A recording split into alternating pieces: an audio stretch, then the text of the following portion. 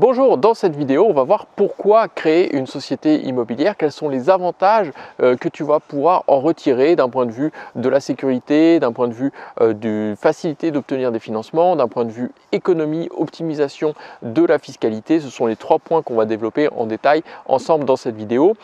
Ça fait partie d'une série de 3 vidéos. La première, en fait, dont le lien s'affiche en haut, eh bien, on a parlé de la définition des sociétés immobilières. Qu'est-ce que c'est une SCI? À quoi ça sert? Qu'est-ce que sont les statuts, qu'est-ce que ça veut dire être associé d'une SCI. Bref, on a mis un peu le cadre pour présenter les sociétés immobilières.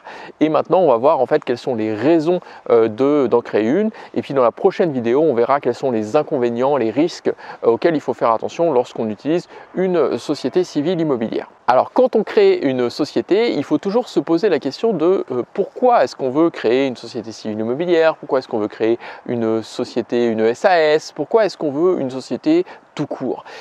Ces objectifs, il faut bien les avoir en amont.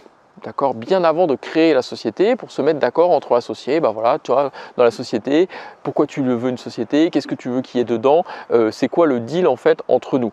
Une fois qu'on a posé ces objectifs et qu'on est d'accord entre associés, qu'on est bien au clair que c'est, je sais pas moi, une SCI pour investir ou une SCI pour transmettre aux enfants ou une SCI pour protéger le conjoint parce que j'ai des problèmes de santé, que je pense décéder prématurément, en fonction de la situation de chacun et des objectifs, eh bien, on pose ces objectifs d'abord et ensuite on trouve les moyens de les transcrire dans les statuts qui sont le contrat qui lie les associés entre eux. Si tu veux plus d'informations là-dessus, sur les statuts, tu vas voir la première vidéo de cette série. Une fois qu'on a posé les objectifs, eh bien on s'assure que ces objectifs-là sont gravés dans le marbre, c'est-à-dire qu'ils sont bien écrits dans les différents endroits prévus pour ces options-là dans les statuts.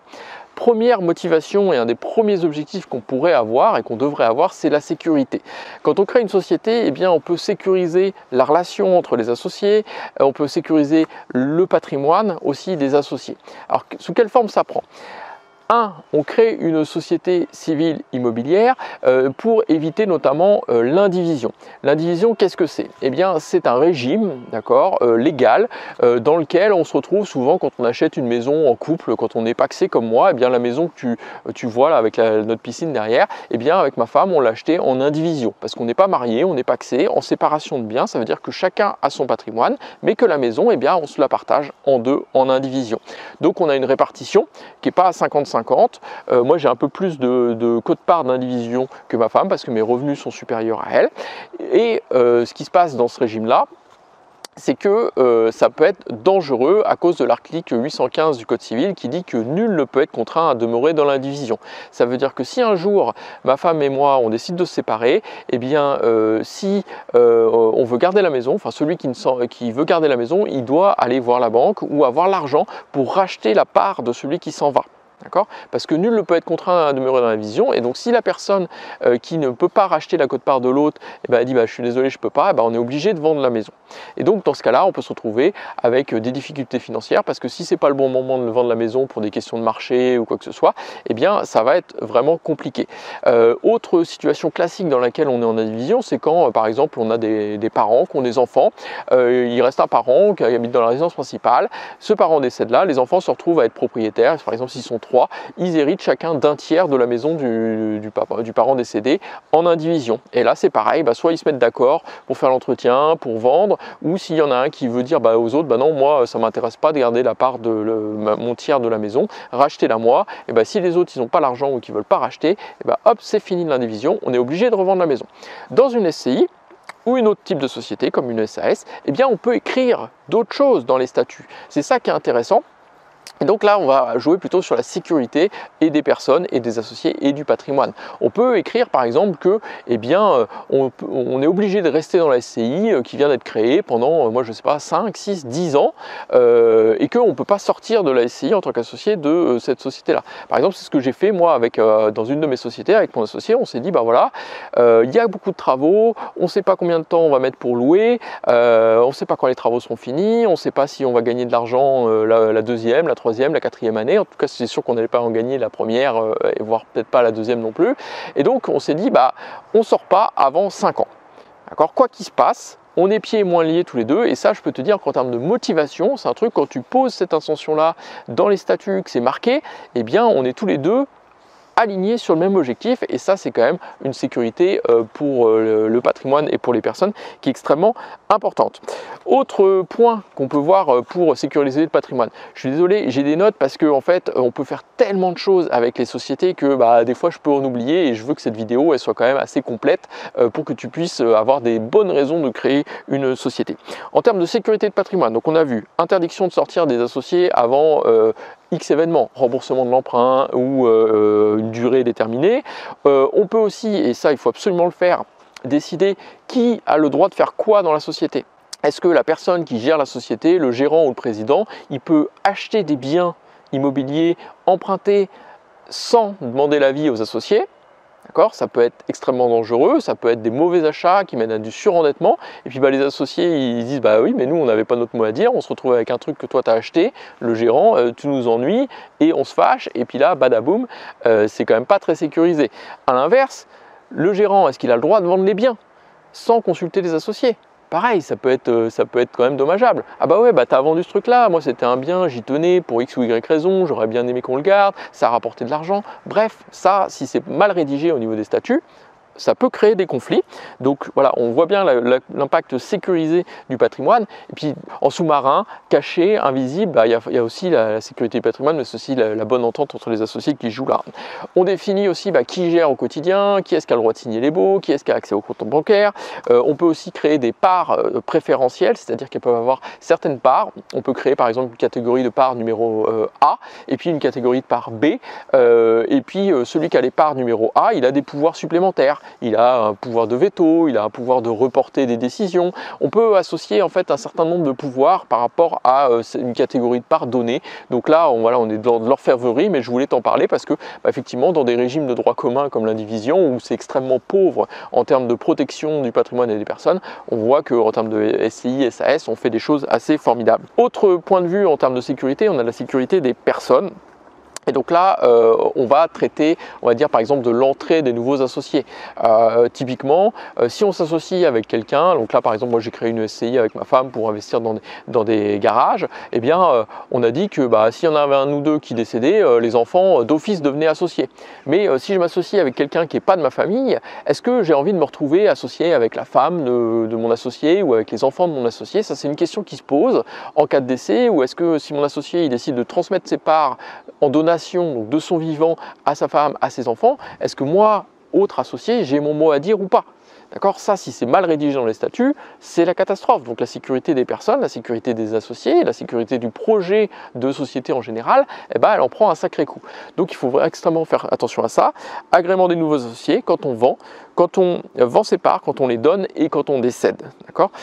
On a aussi toute la partie exclusion d'un associé. À partir de quand est-ce qu'on dit qu'un associé il ne fait pas son boulot, qu'il déconne, qu'il a fait des fautes de gestion ou d'autres? Quand est-ce qu'on l'exclut et sous quelle méthode?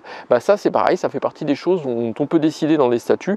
Et il faut mieux se mettre d'accord quand on est encore copains et qu'on a les mêmes projets, les mêmes objectifs, parce que effectivement c'est pas quand il y a les conflits qu'on modifie les statuts pour dire tiens ouais moi je veux un peu plus de pouvoir et là tu as fait telle chose, on modifie les statuts pour que je puisse te virer. Non, ça va pas marcher comme ça, l'autre va pas être d'accord. Donc il faut bien le prévoir en amont. D'une manière générale, en termes de sécurité de personnes, il faut prévoir tout ce qui est équilibre des pouvoirs, c'est-à-dire grosso modo il y a deux équilibres à prévoir. Il y a celui entre le gérant d'un côté, quels sont les pouvoirs du gérant. Ce qui s'arrête au pouvoir des gérants, tout le reste, c'est le domaine des associés. D'accord? Donc il faut définir le curseur entre tous les pouvoirs qu'il y a, qu'est-ce que je donne aux gérants, qu'est-ce que je donne aux associés. Gérant fort ou gérant faible, donc gérant faible, très peu de pouvoir, beaucoup de pouvoir pour les associés, et inverse, gérant fort, beaucoup de pouvoir et moins pour les associés. Et puis après, dans la part des pouvoirs des associés, en fonction de la part de propriété des uns des autres, s'il y en a un qui a 60%, l'autre qui a 30% et l'autre 30%, forcément, il faut définir des majorités, et en fonction de la majorité, des rapports entre les associés, là, dans cette partie de décision à prendre dans l'association, il y a aussi des choses à décider pour sécuriser les personnes. On décide aussi de comment est-ce qu'on nomme un gérant, qu'est-ce qu'on fait s'il décède, qu'est-ce qu'il fait s'il fait n'importe quoi. Enfin bon, tout ça, ça fait partie de la sécurisation et c'est possible en fait en rédigeant des statuts de manière qualitative. En termes de sécurité de patrimoine, Je voulais aussi te montrer un petit schéma pour sécuriser le patrimoine des entrepreneurs. Quand tu exerces une activité professionnelle qui nécessite du capital, des emprunts, etc., il peut arriver dans la vie que en fait, il y a une récession économique ou une crise du secteur et qui mette la société au tapis, c'est-à-dire qu'on se retrouve en faillite. Si la société elle détient les locaux dans lesquels elle fait son activité, eh bien les banques, enfin les créanciers d'une manière générale, les banques, l'État, tous ceux à qui la société doit de l'argent, eh bien ils vont prendre les biens immobiliers qu'elle détient, ils vont les vendre et ils vont se repayer derrière. La solution pour faire ça, c'est de créer une autre société qui va détenir les locaux. D'accord ? On a notre entrepreneur qui détient d'un côté une SCI avec les locaux et d'un autre côté la société d'exploitation, par exemple une SAS. S'il arrive quelque chose et que la SAS fait faillite, eh bien la SCI, elle n'a rien à voir avec la SAS et donc du coup elle reste dans le patrimoine de l'entrepreneur et l'entrepreneur déjà malheureux d'avoir perdu sa société peut quand même sauvegarder son activité. Autre, on va dire, sécurisation du patrimoine, ça peut être pour jouer au niveau des régimes matrimoniaux. Quand on a un couple, comme par exemple, tu vois, je te racontais, ma femme et moi, on a investi dans notre résidence principale en indivision. On l'a fait parce que si on avait créé une SCI, on aurait perdu certains avantages fiscaux qui sont liés en fait à la résidence principale. Ils sont effacés si on crée une SCI. Donc on a préféré quand même prendre l'indivision. Mais pour acheter un autre lot de garage, où nous en fait on a une séparation de patrimoine, elle a son patrimoine à elle, j'ai mon patrimoine à moi, et bien là on voulait créer un pot commun. Et donc dans ce cas-là, j'ai rédigé en fait une société civile immobilière pour acheter le lot de, je ne sais plus, à 28 ou 29 garages. On s'est réparti les parts, les pouvoirs et on a décidé ensemble de qui faisait quoi et comment et ce qui se passait quand on voulait transmettre aux enfants. Donc là, on est passé d'un patrimoine où il y a un couple avec des patrimoines séparés, on a créé un pot commun, mais on peut voir l'inverse aussi, c'est-à-dire des gens qui sont mariés, qui ont tout en commun. Et par exemple, il y en a un des deux qui veut investir avec son frère ou sa sœur, je ne sais quelle raison, et le frère ou la sœur ne souhaite pas forcément investir avec les deux personnes du couple, il veut juste la relation avec son frère ou sa sœur. Et donc dans ce cas-là, la SCI permet de créer un patrimoine exclu du mariage à côté pour avoir des projets tout simplement hors mariage. Donc voilà, ça fait partie des petites des choses assez magiques qu'on peut faire dans une société. Autre point de vue de la part des sécurisations, on va parler de tout ce qui est dette. Puisque dans une société civile immobilière, les associés sont responsables des dettes indéfiniment, mais seulement limitées par leur nombre de parts. C'est-à-dire que si la SCI elle a 100 000 € de dettes, qu'elle ne peut pas les rembourser, eh bien l'associé qui a 10% des dettes, il est responsable de 10% des 100 000 €, donc il est responsable de 10 000 €. Et les banques peuvent se retourner vers cet associé-là et lui demander sur son patrimoine personnel, sur ses comptes en banque personnels, de payer les dettes de la SCI. Si tu fais un investissement un peu plus risqué, que tu ne le sens pas trop, etc., ça peut être intéressant de créer une société qui ne soit pas une SCI, une société à capital limité. D'accord ? Ça veut dire que, à responsabilité limitée, pardon. Ça veut dire que, par exemple, une SAS ou une SARL, la banque n'a pas le droit d'aller poursuivre sur le patrimoine propre des associés. Elle est obligée de se limiter au patrimoine de la société. Donc par exemple avec mon associé Bruno, on a créé une SAS pour acheter 216 garages. Et bien si ça capote au niveau des 216 garages, on laisse les 216 garages, on laisse la société et nous on n'est pas embêtés, ni lui ni moi, d'accord ? Parce que c'est juste la société qui a déconné, pas les associés, et donc dans ce cas-là on est tranquille, ça sécurise notre patrimoine personnel à nous aussi, c'est extrêmement important. Autre manière de sécuriser, on va dire, les personnes et notamment les relations, ça va être dans le cadre des donations, des transmissions aux enfants. Donc là, on empiète un petit peu sur, c'est un domaine qui est à cheval entre le premier effet de levier qui est intéressant pour créer une SCI, ça va être la sécurisation des personnes et des patrimoines, et le deuxième effet de levier qui est intéressant, c'est l'optimisation fiscale. Donc là, la transmission aux enfants, on joue sur les deux, d'accord ? Sécurisation des personnes, sécurisation de la fiscalité, optimisation fiscale. Alors, quand on veut transmettre aux enfants, eh bien, souvent, on se rend compte que quand on a un patrimoine immobilier, il peut être assez disparate, d'accord ? Donc, il y a une maison sur la côte, une maison de campagne, et puis une résidence principale. Elles ont des emplacements différents. Il y en a qui sont loués, pas loués. Il y a des espoirs de plus-value qui sont différents. Et donc, il peut y avoir des enfants qui sont fâchés parce qu'ils n'ont pas eu tel ou tel bien immobilier, ça crée des jalousies, c'est pas forcément sain. Alors que si on transmet par exemple tout le patrimoine locatif en une seule fois à travers des parts de société, il n'y a rien qui ressemble plus à une part de société qu'une autre part de la même société. Ça va être exactement les mêmes droits de propriété. Donc 4 enfants qui héritent chacun de un quart de la SCI des parents, ils sont propriétaires et ils reçoivent exactement la même chose, quoi. Donc ça permet d'avoir une certaine égalité au niveau de la transmission. En termes de donation ou de transmission aux enfants, on dit que donner ses données, reprendre ses volets, et que quand on donne, forcément ça veut dire qu'on se défait de quelque chose. On se défait de quelque chose de financier, mais on perd aussi du contrôle, puisque forcément, quand on donne pas que de l'argent sur un bien immobilier, on donne aussi des pouvoirs aux enfants. Donc ça peut être un petit peu embêtant dans certaines situations. Et donc là, les sociétés viennent équilibrer ce souci-là en rééquilibrant notamment les statuts et les pouvoirs. C'est-à-dire qu'on va par exemple dire, moi, parent, je donne tant de parts à mes enfants, mais par contre je reste gérant, et si possible gérant fort, et donc je m'attribue en fait une part de pouvoir dans la SCI qui est plus importante qu'avec un gérant faible, et du coup les enfants, elles se retrouvent propriétaires associés, mais avec moins de pouvoir que moi gérant. Donc ça, c'est quelque chose qu'on peut faire. On peut moduler, on va dire, les pouvoirs avec une société, alors que si on reste dans le régime habituel, c'est strictement impossible. Donc on a le gérant fort, mais on n'a pas que ça comme solution pour séparer, pour optimiser les transmissions. D'un point de vue fiscal, on a à peu près deux choix d'options pour avoir des gains fiscaux. C'est un, on associe les enfants dès le départ dans la société, c'est-à-dire que on se dit tiens, on va acheter tel bien immobilier, les enfants, on vous fait un chèque de 5 000 €, vous mettez 5 000 €, vous les apportez dans le patrimoine de la SCI, nous on met 5 000 les parents, et puis on se retrouve associé à 50-50. Là, on fait un emprunt.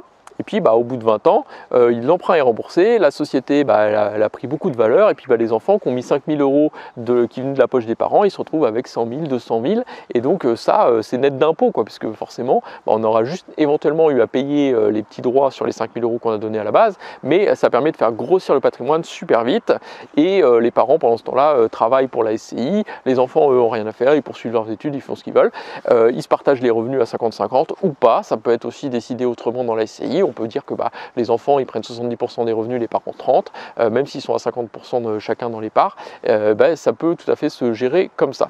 Autre manière de transmettre, ça peut être on crée la SCI, les deux parents ensemble, d'accord ? Peu importe le pourcentage de parts, 50-50 ou pas, et puis on dit tiens, les enfants ils sont trop petits, on va emprunter, donc c'est risqué pour les enfants, ils sont mineurs encore, donc on va attendre 10 ans, comme ça on aura remboursé les 2 tiers du capital, la moitié du capital, et puis à la banque, et donc là on dit c'est beaucoup moins risqué, et on commence à donner des parts aux enfants. L'avantage de les donner le plus tôt possible, c'est qu'on profite des abattements qui sont en place. Actuellement, on a un abattement de 100 000 € qui est utilisable tous les 15 ans.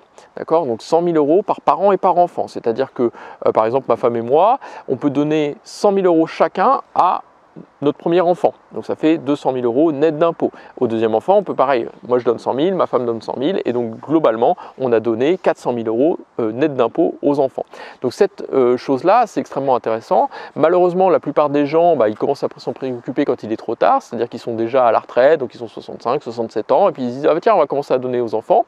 Donc ils profitent de l'abattement des 100 000 €. S'ils décèdent avant les 15 ans, en fait, c'est comme s'ils avaient pas gagné, parce que tous les abattements ils sont repris lors de la succession, alors que si on commence à donner aux alentours de 45, 50 ans à ses enfants, et bien là on a le temps de faire un deuxième tour au niveau de l'abattement des 15 ans, voire un troisième, et donc ça permet de donner beaucoup plus à ses enfants, parce que tous les impôts que tu ne règles pas à l'État, c'est de l'argent que tu donnes en plus à tes enfants, et crois-moi, ils en sont très heureux. Donc le fait de donner en SCI, comme à chaque fois on donne, on se départit d'une partie des pouvoirs, ça augmente le risque au niveau des parents, parce que les enfants prennent plus de pouvoir. Il y a des choses qu'on ne peut pas faire une fois qu'on a donné des parts, des parties d'immobilier aux enfants. Le fait d'être en société, là encore, ça va nous permettre de donner plus tôt, parce qu'on garde un côté pouvoir, notamment, comme je disais, par la gérance forte, mais pas que. Il y a d'autres systèmes d'aménagement dans les statuts pour pouvoir garder du pouvoir et anticiper les donations et les optimisations fiscales sur les donations. Alors, autre intérêt fiscal des sociétés, ça peut être l'option de l'impôt sur les sociétés. De base, quand on investit dans l'immobilier, notamment dans les parkings et les garages, on est taxé à l'impôt sur le revenu.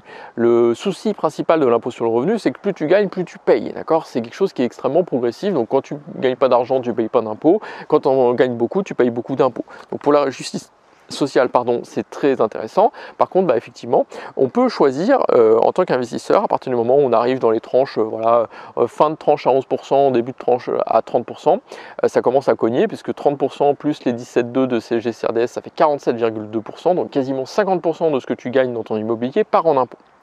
Donc si tu veux éviter d'être dans cette situation-là, ça peut être intéressant de se pencher sur la société civile immobilière imposée à l'impôt sur les sociétés. C'est une option fiscale qui est laissée libre aux investisseurs.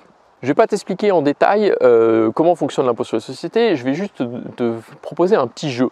Alors, je vais te donner le choix et tu vas me donner ta réponse dans les commentaires. Donc, soit je te donne option 1, 500 000 € dans 20 ans. Mais d'ici là, tu touches rien. Ou sinon, choisis de te donner un petit peu moins, mais de te donner tous les mois 1 750 € pendant 20 ans. Au total, je te fais le calcul, c'est 420 000 €. Je ne l'ai pas fait de tête, je l'ai préparé pour cette vidéo. Donc, soit d'un côté, tu as 1 750 € de rente mensuelle pendant 20 ans, ou 500 000 € dans 20 ans. Quelle est l'option que tu préfères? Dis-le moi dans les commentaires, je serais ravi de savoir quelle est l'option que tu préfères et surtout dis-moi pourquoi.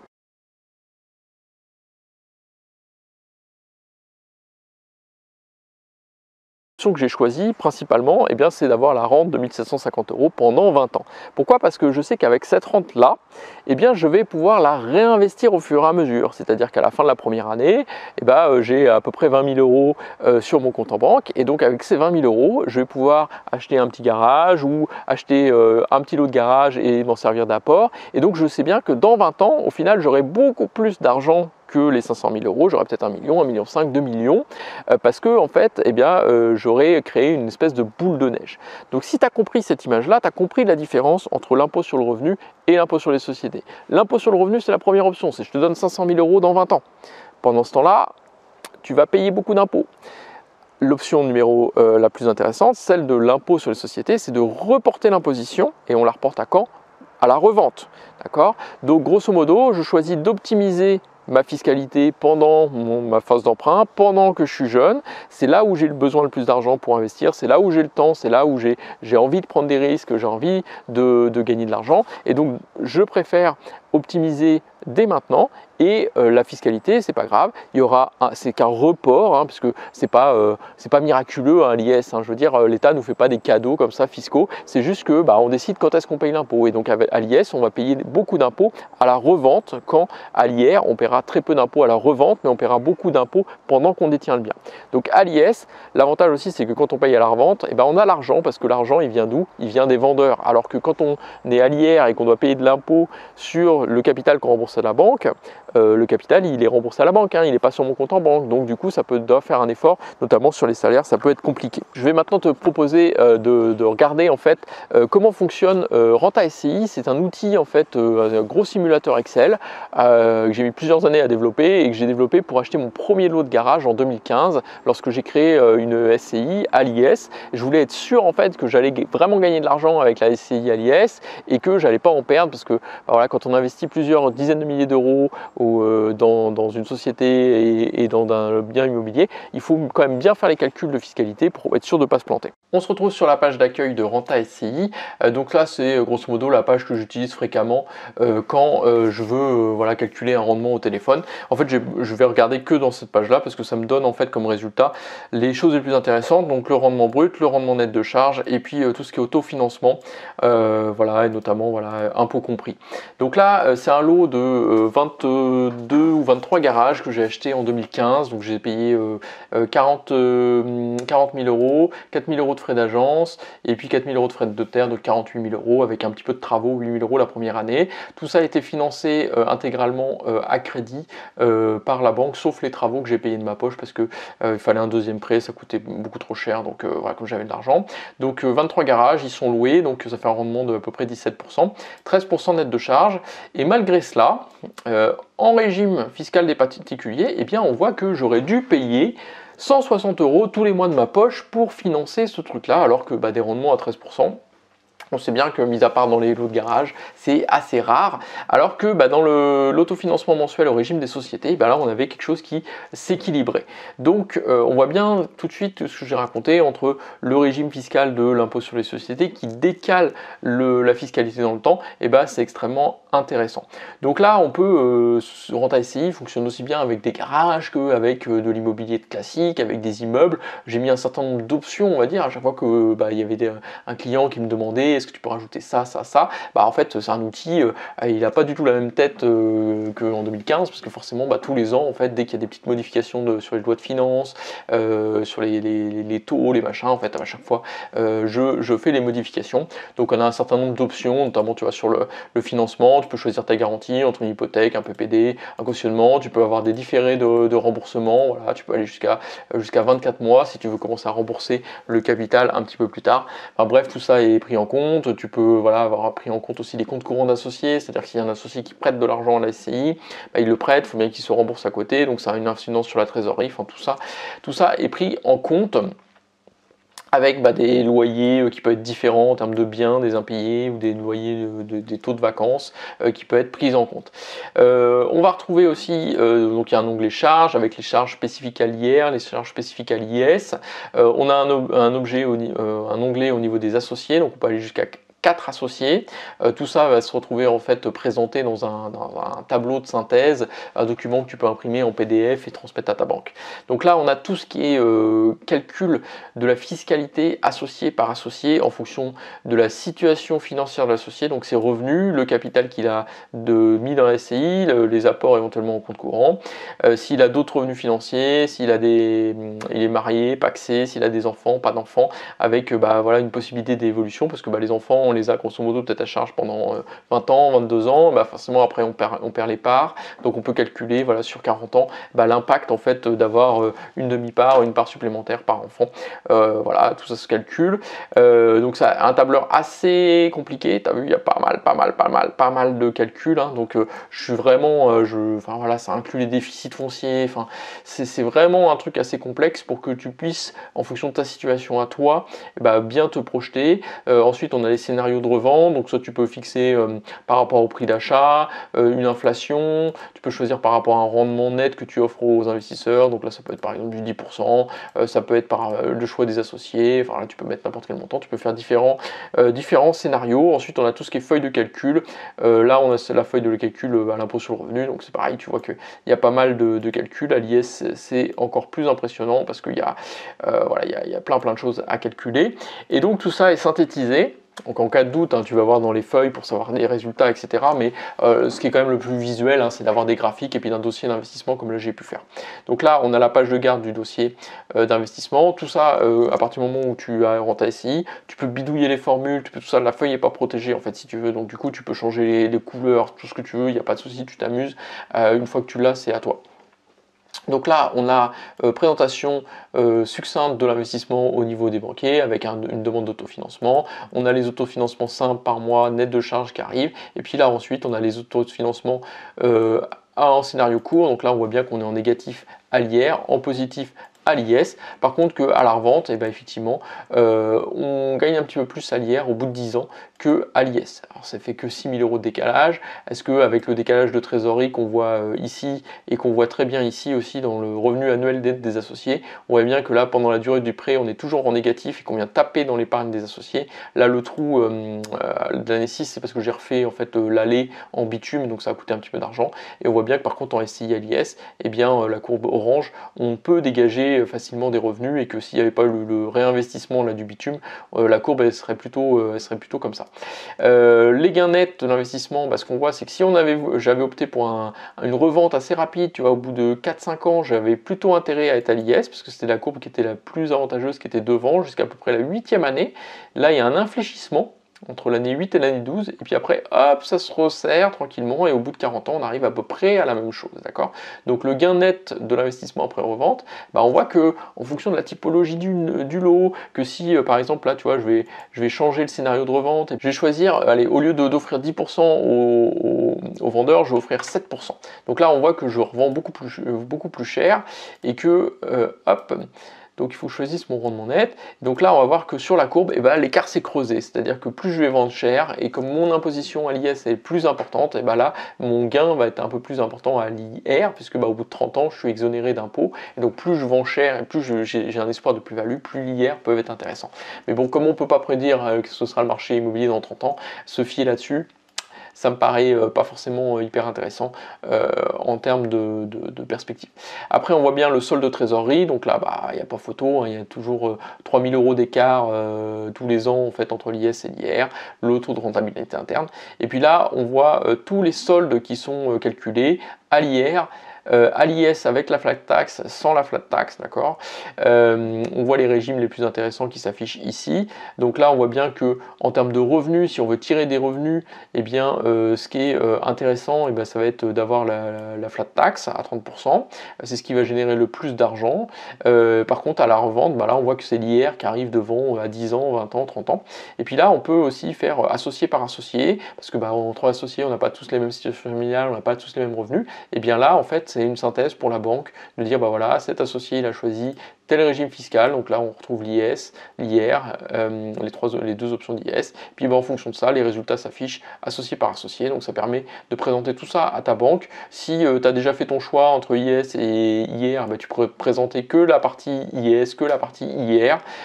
Tu peux exporter ça aussi dans un outil qui s'appelle Rentier Immobilier qui va te permettre de cumuler tous tes investissements immobiliers, jusqu'à 15 investissements immobiliers, 7 à l'IR et puis 8 à l'IS, et puis de faire le total en fait de tous tes investissements pour avoir la masse de revenus, la masse de capital que tu rembourses. Enfin, voilà, c'est un outil qui te permet de cumuler tes investissements immobiliers dans un seul endroit pour voir comment ton patrimoine se comporte, ce qui est le plus rentable chez toi. Enfin bon, voilà, c'est un outil sympa et donc c'est couplé avec Renta SCI.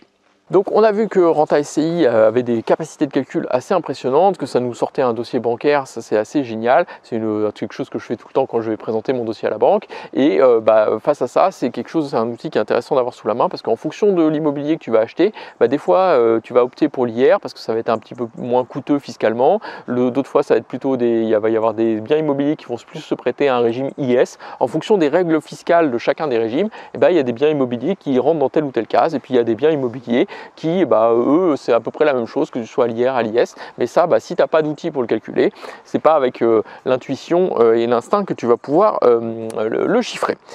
Alors, dernier effet de levier dont je voulais te parler, c'est le financement. Avoir une société, ça peut effectivement optimiser tes financements.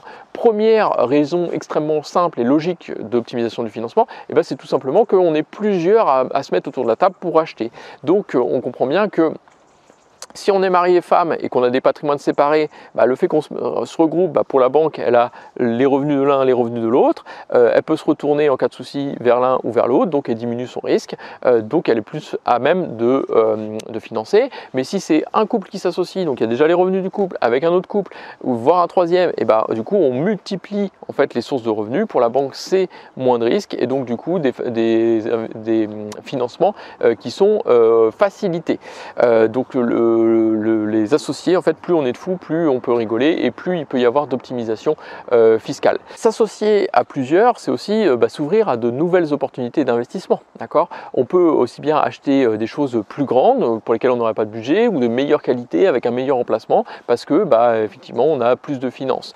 C'est aussi avoir de nouvelles opportunités puisque si il y a quelqu'un qui vient te voir, et moi ça m'est arrivé plusieurs fois, mon papa et aussi Bruno, c'était un de mes clients qui suivait mes formations, on se voyait tous les mois dans un club d'investisseurs que j'animais à l'époque. Quand il est tombé sur un lot de 216 garages à côté de Rennes, il avait du mal à se dépatouiller, il ne savait pas si c'était intéressant, pas intéressant, calculer tout ça. C'était compliqué, donc il m'a appelé pour voir si je pouvais l'aider à analyser ça. Et puis au fur et à mesure que je l'ai aidé à analyser ce truc-là, on a décidé que en fait, c'était mieux d'y aller tous les deux parce qu'il ne pourrait sûrement pas se le payer tout seul, moi non plus, et que à deux, on avait plus de chances de l'acquérir. Et c'est ce qui s'est passé. On a remporté les enchères, on a acheté un lot de 216 garages qu'on se partage à deux, et donc je te garantis que ça change littéralement notre vie financière, puisque aujourd'hui ça génère énormément de revenus, et en termes de patrimoine ça commence à compter une centaine de garages supplémentaires qu'on n'aurait pas eu si on avait décidé de ne pas s'associer. Bien évidemment, tout ce que les règles de sécurité que je t'ai pu t'expliquer au début, on a passé énormément de temps avec Bruno à se mettre d'accord sur des statuts pour être sûr de sécuriser le lot de garage, mais aussi sécuriser nos familles et notre patrimoine en cas de souci. Donc en termes de financement, on a réussi à, en groupant on va dire nos revenus, à pouvoir obtenir les financements, alors que je sais que par exemple la personne qui est arrivée deuxième au niveau des enchères, elle refusait systématiquement de s'associer, mais même si elle avait des meilleurs revenus que Bruno ou que moi pris individuellement, elle n'a pas réussi en fait à avoir une autorisation de prêt supérieure à la nôtre, parce que nous on cumulait nos revenus, et donc c'était extrêmement intéressant. Donc on voit bien que ça peut être intéressant, notamment s'il y a un associé qui gagne énormément d'argent mais qui n'est pas trop fort en immobilier, avec un associé ou plusieurs associés qui connaissent très bien l'immobilier, qui aiment bien gérer, mais qui sont au taquet de leur taux d'endettement par exemple. Eh bien une association comme ça, le nouvel entrant qui a des forts revenus peut permettre aux deux autres, en apportant des fonds, de faire un gâteau commun, et puis de ne pas s'occuper de la gestion, parce que comme lui a déjà apporté l'argent, les autres peuvent s'occuper de la gestion. Donc voilà, il y a différentes solutions comme ça d'associations pour pouvoir continuer à investir quand on est bloqué. Là dernièrement, et depuis quelques années, on a encore le décret du Haut Conseil de la stabilité financière qui est en vigueur, avec un nouveau calcul, non pas du taux d'endettement, ça reste propre aux banques, mais du taux d'effort limité à 35%. Et donc je sais que ça bloque certains d'entre vous au niveau des investissements. Les sociétés peuvent tout à fait débloquer tout ou partie, et ça dépend des réseaux bancaires, ce calcul du taux d'effort, puisque dans certains réseaux bancaires, les sociétés sont carrément considérées comme des biens professionnels, et donc du coup tout ce qui est professionnel est par exemple exclu du champ du calcul du taux d'effort, et donc du coup tout l'endettement qui pèse dans certaines sociétés, ça compte pas. Donc du coup c'est tout bénef, ça peut être ça dépend des réseaux bancaires, je dis pas que c'est partout pareil, mais voilà, d'une manière générale, si on est en SCI, dans certains réseaux, le taux d'endettement de la SCI est rajouté au taux d'endettement personnel, et donc le taux d'effort est calculé comme ça. Le fait d'avoir des sociétés aussi, et ça m'est arrivé avec ma banque notamment, ça permet en fait aux banquiers de pouvoir présenter un peu différemment tes revenus. Le fait d'avoir une comptabilité avec des dividendes, des choses comme ça, ça peut améliorer aussi le taux d'effort. Je dis pas que c'est miraculeux, sauf quand carrément la société est exclue du taux d'effort, ça c'est miraculeux, mais sinon si c'est juste de la présentation comptable, c'est déjà intéressant. Il faut prendre toutes les améliorations au niveau du décrage CSF, il n'y a rien, il ne faut pas cracher dans la soupe, il faut faire tout ce qu'on peut. Les banques aussi aiment bien en fait avoir des comptes de société à l'IS, parce que ça veut dire qu'il y a un expert comptable qui valide les comptes, et donc ça évite un certain nombre de risques, et notamment de fraude quand il y a des gens qui manipulent leur déclaration de revenus.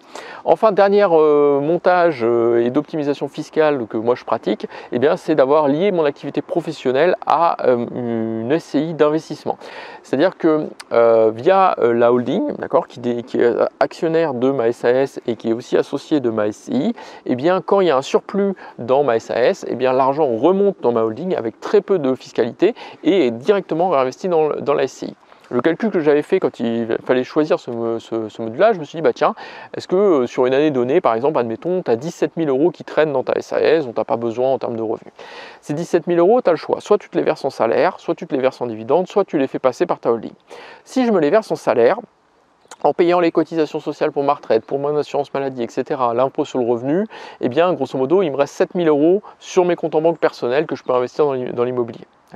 Si je me les verse en dividende, comme je ne cotise pas pour la retraite, pour l'assurance maladie, ça coûte un peu moins cher, et dans ce cas-là, il me reste un petit peu moins de 9 000 € sur mon compte en banque que je peux investir dans des garages.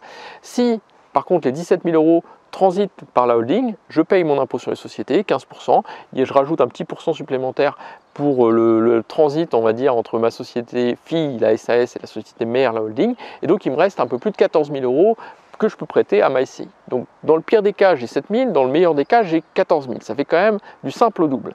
Et là, on parle avec 17 000 euros. Pour ceux qui brassent beaucoup plus d'argent que ça, l'impact est démultiplié. Mais 7 000 euros par an pendant 20 ans, et si ça fait 140 000 euros, si tu t'en sers d'apport et puis que tu arrives à emprunter, je sais pas, 500 000 euros de plus, tu vois bien que ce petit montage fiscal eh bien, peut te permettre vraiment de démultiplier ton financement. Alors si on résume ce qu'on a vu dans cette vidéo, on a vu que 1, il fallait poser ses objectifs avant de rédiger les statuts et que en rédigeant les statuts, on fait tout le temps des allers-retours en veillant de est-ce que cet objectif-là, il est bien matérialisé dans mes statuts.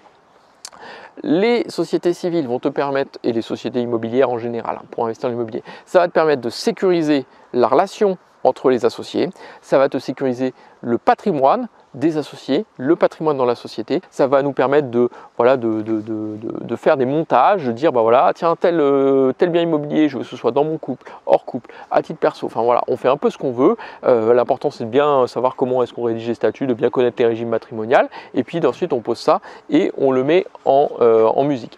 Deuxième intérêt, on va dire, c'est tout ce qui est optimisation fiscale, aussi bien au niveau des transmissions aux enfants. On a vu plusieurs options, notamment on associe les enfants dès le début ou on transmet les parts après. Là, dans les statuts, il y a du boulot à faire en termes de séparation des pouvoirs, séparation de la propriété, séparation des revenus. On a plein de choses, en fait, plein de curseurs qu'on peut séparer. Notamment, un truc à retenir, c'est de rester gérant fort quand on transmet les parts aux enfants pour sécuriser la SCI et pouvoir garder un pouvoir de décision jusqu'au bout. Et puis on a vu aussi tout ce qui était optimisation fiscale, donc l'optimisation aussi bien sur les transmissions, puisque on peut, en sécurisant les parents, transmettre plus tôt, en gardant des pouvoirs, transmettre plus tôt à ses enfants et donc profiter des abattements de 100 000 euros une fois de plus ou 2 fois de plus en fonction du moment où on commence. Et puis après on a tout ce qui est fiscalité au niveau des revenus et notamment avec l'impôt avec l'IS et la démonstration que je t'ai faite de renta SCI.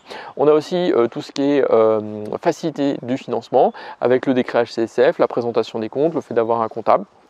Le fait de s'associer aussi qui permet d'avoir beaucoup plus de stabilité financière et donc de réduire le risque pour les banques. Et puis enfin on a terminé par le montage de la holding.